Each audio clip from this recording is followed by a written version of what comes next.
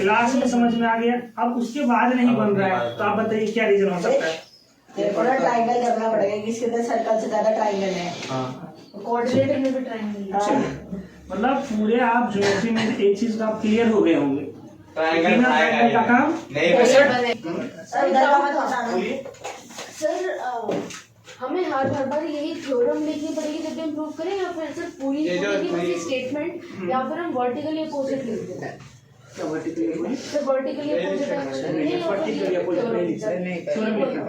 Vertically opposite नहीं कर सकते, बताते हैं क्यों बच्चे। सर लाइंस पैरेलल नहीं है इसमें, दिखाते हैं। अभी हम समझ जाएंगे कि हम वर्टिकली अपोजिट लिखना। सुनिए, आपके डाउट्स को समझा गया। सुनिए, हमेशा वर्टिकली अपोजिट नहीं लिख सकते। देखिए क्या है, जैसे बातचीत नहीं करें, ध्यान से सुनिए।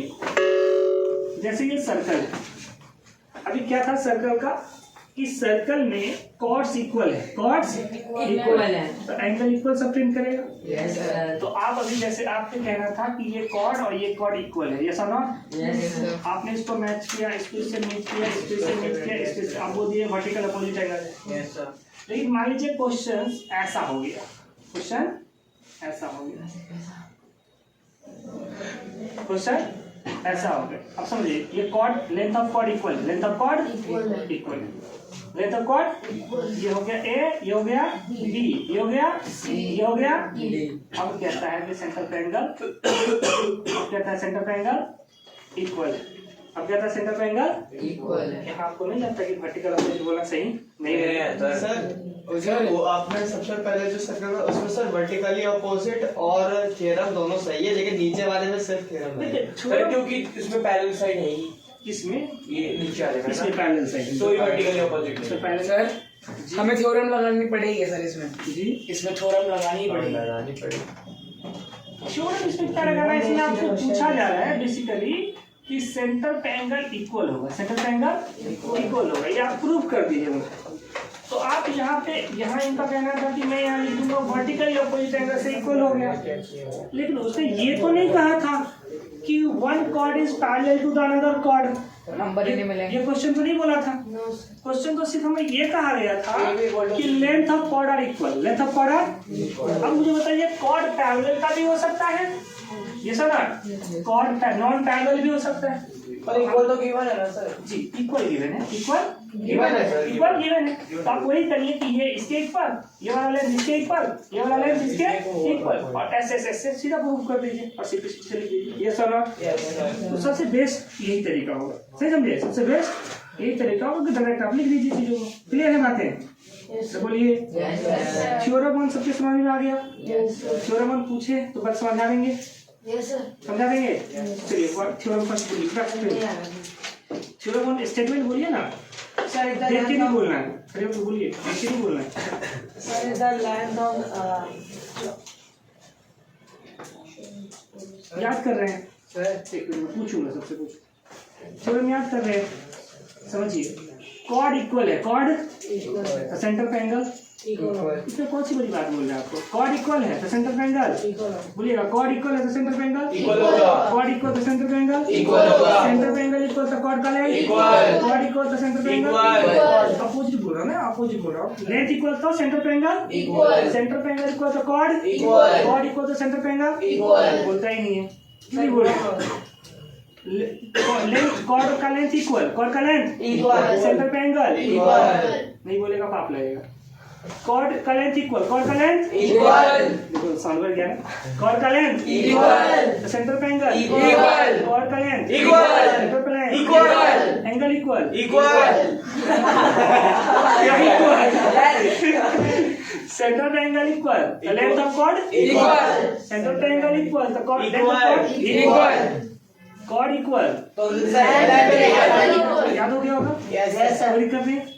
थ्योरम रिमेंबर होनी चाहिए आपको, थ्योरम रिमेंबर होनी चाहिए। प्रोसेस तो समझ लिखिए, theorem second, theorem second, theorem second. Sir आपने तो इसमें आंसर ही लिखवाई थी ना, वो थ्योरम 10.1 है बुक का। अभी लिखिए ना, सर यस सर, मैं कह रहा था कि ये आगे आ जाओ। आगे लिए इसको थोड़ा सा दिक्कत है, आप वहीं बैठिए, नेक्स्ट क्लास में बैठा देंगे आगे, ठीक है। आज बैठिए, लिखिए थ्योरम सेकेंड, लिखिए हाँ रिवर्स ही होगा, लिखिए if central angle of two chords are equal, if central angle of two chords are equal, central angles of two chords are equal, then length of chord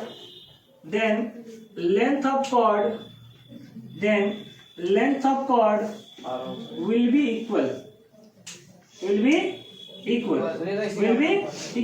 ये पहले वाली थ्योरम का क्या है? इनवर्स है।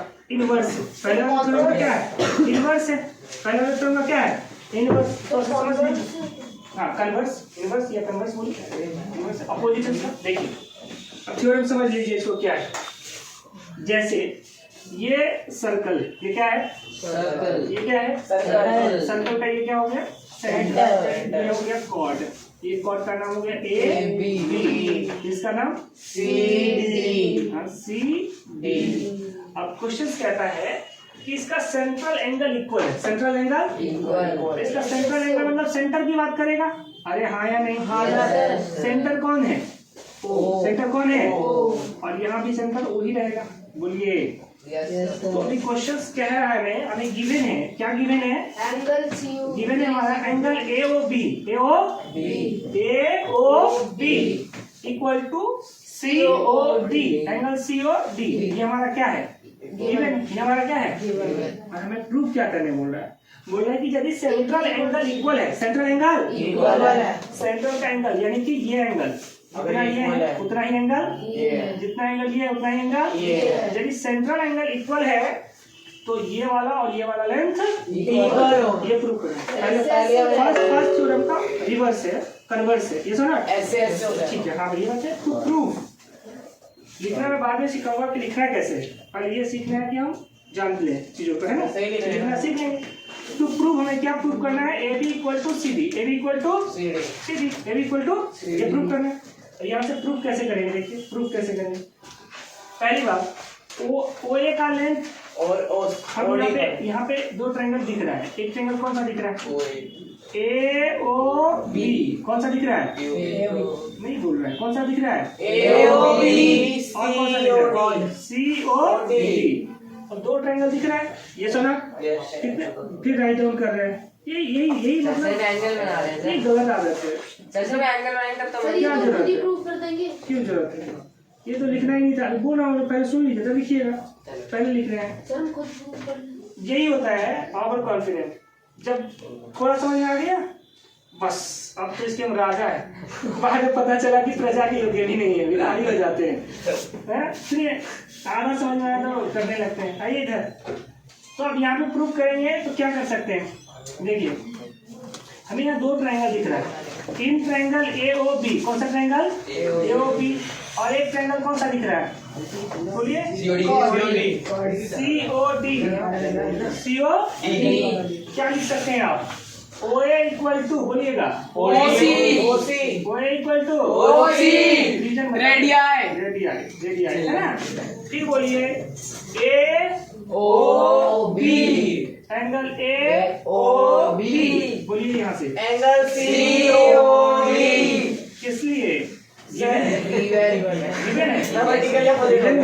भाई अब यहाँ बताइएगा फिर से। OB equal to OD,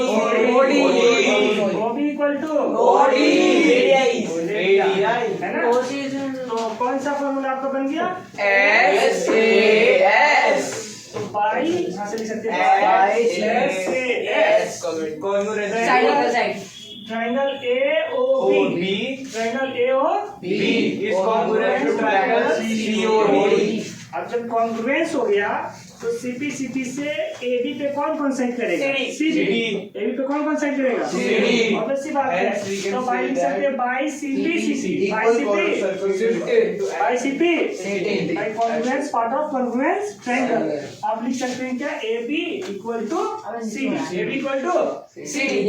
hence आप यहाँ से लिख सकते हैं hence two chords must be in equal length, must be in equal length, must be in equal length when if both subtend equal central angle, central angle समझ गए कि नहीं? सेंट्रल एंगल मतलब सेंटर पे बनने वाले एंगल को आप सेंट्रल एंगल कह सकते हैं। ठीक है, राइट डाउन कर लीजिए। नेक्स्ट थ्योरम को समझने से पहले थोड़ी सी बेसिक टर्म्स उसको समझिए कि बेसिक टर्म्स जब समझ जाएंगे तो नेक्स्ट थर्ड थ्योरम आराम से आप समझ में आपको आ जाएंगे। बेसिक टर्म्स ये आपके लिए कि congruence of circle and arc. दो सर्कल कब कॉन्ग्रुएंस हो सकता है और दो आर्क कब कॉन्ग्रुएंस हो सकता है? तो दो सर्कल कब कॉन्ग्रुएंस हो सकता है बताइए? सब आप समझते हैं ये बात। जैसे ये सर्कल है, मान लीजिए ये फर्स्ट सर्कल है और ये सेकंड क्या है? सेकंड सर्कल है। ये सर ये दोनों सर्कल कॉन्ग्रुएंस होगा कब? Same radius both have the same radius same हो जाएगा, दोनों का रेडियस ये दोनों सर्कल क्या हो जाएगा? कॉन्ग्रुएंस। तो सर्कल की कॉन्ग्रुएंस में कोई बहुत बड़ी बात है नहीं, उसकी रेडियस सेम हो जाएगी तो कॉन्ग्रुएंस हो जाएगा। और आपको पता है कि जब कोई भी चीज कॉन्ग्रुएंस हो जाता है तो एक बॉडी दूसरे बॉडी को क्या करता है? ओवरलैप सुपर इम्पोज कर देता है, ओवरलैप कर लेता है। ये सुना? कॉन्ग्रुएंस ऑफ सर्कल जब कभी भी आएगा, जब कभी टर्म यूज करेंगे कॉन्ग्रुएंस ऑफ सर्कल, तो आप समझिएगा क्या? उसका रेडियस सेम, उसका रेडियस देखो आपको हर क्वेश्चन में रेडियस सेम है ऐसा लिखना तो पॉसिबल नहीं है। तो क्वेश्चंस में क्या यूज करेगा? Two circle are congruence, two circle are, आप सीधा बात समझिएगा, टू सर्कल आर कॉन्ग्रुएंस जब भी बोल रहा है दैट मींस उसका रेडियस सेम है। ये गिवन नहीं होगा कि having radius same, having radius ऐसा गिवन नहीं होगा, बस क्या लिखा रहेगा? Two circle are congruent, two circle are congruent. आप क्या समझेंगे? रेडियस सेम लिखिएगा क्या? Circle are congruent. आप समझेंगे क्या?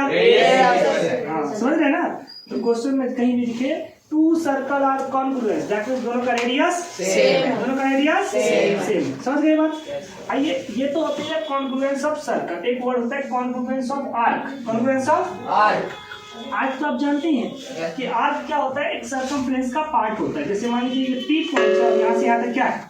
Q, मान लो यहाँ से यहाँ तक, तो आर्क क्या हुआ? PQ। आर्क क्या हुआ? PQ।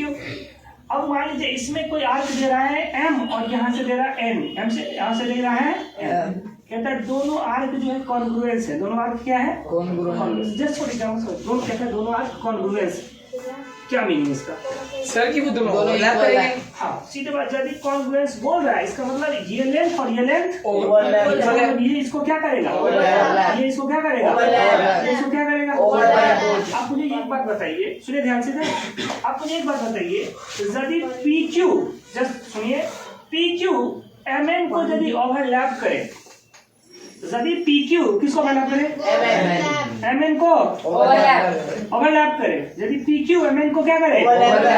तो P के से Q का लेंथ और M से N का लेंथ सेम होगा, इक्वल होगा। दैट मींस यहाँ से एक चीज तुम्हें और भी समझ में आ गई कि दो सर्कल का आर्क यदि इक्वल होगा तो उसके सेगमेंट्स भी इक्वल होंगे, उसका कॉरस्पॉन्डिंग कॉर्ड इस आर्क का ये कौन सा कॉर्ड है? कॉरस्पॉन्डिंग। इस आर्क का ये कौन सा कॉर्ड है? यदि दो सर्कल का आर्क इक्वल, यदि दो सर्कल का तो उसका कॉरस्पॉन्डिंग कॉर्ड भी इक्वल, कॉरस्पॉन्डिंग कॉर्ड भी इक्वल। अब देखिए क्वेश्चंस में आपको ये सब बताएगा नहीं, आपको क्वेश्चन में सीधा बोलेगा two circle are congruence, two circle are congruent, two circle are congruent. आप खुद समझ जाइए कि उसका रेडियस इक्वल है। आपसे पूछेगा two circle having their arc are equal, their arc are Equal. आप समझ जाओ, क्या समझ जाओ? कॉर्ड भी Congruence. उसका कॉरस्पॉन्डिंग कॉर्ड, उसका कॉरस्पॉन्डिंग Chord. अब ये इसका मतलब ये नहीं हुआ कि ये लेंथ और ये लेंथ इक्वल हो जाएगा, नहीं, इस आर्क से लगा हुआ कॉर्ड, इस आर्क से लगा हुआ कॉर्ड। देखो ये आर्क है तो ये भी तो कॉर्ड है ना, यस सर। तो ये कॉर्ड और ये कॉर्ड इक्वल हो जाएगा? No, सर, नो नहीं। सर, आर्क से लगा हुआ कॉर्ड, किससे लगा हुआ कॉर्ड? आर्क से। इसीलिए अब याद रखना कि आर्क यदि इक्वल है तो आर्क से लगा हुआ कॉर्ड यानी कॉरस्पॉन्डिंग कॉर्ड इक्वल होगा, corresponding chord Equal. Corresponding chord Equal. Corresponding chord equal होगा। Is it clear? Yes, sir. Sir, तो यहाँ दो टर्म समझ गए कि सर्कल कॉन्ग्रुएंस कब हो सकता है, आर्क कॉन्ग्रुएंस कब हो सकता है, और यदि कॉन्ग्रुएंस होगा तो क्या होगा। इसको लिख लिया जाए पहले, Yes, sir. लिखना चाहिए ना, लिखिए लिखिए Sir, क्या? लिखिए। मतलब congruence of circle and arc लिखो.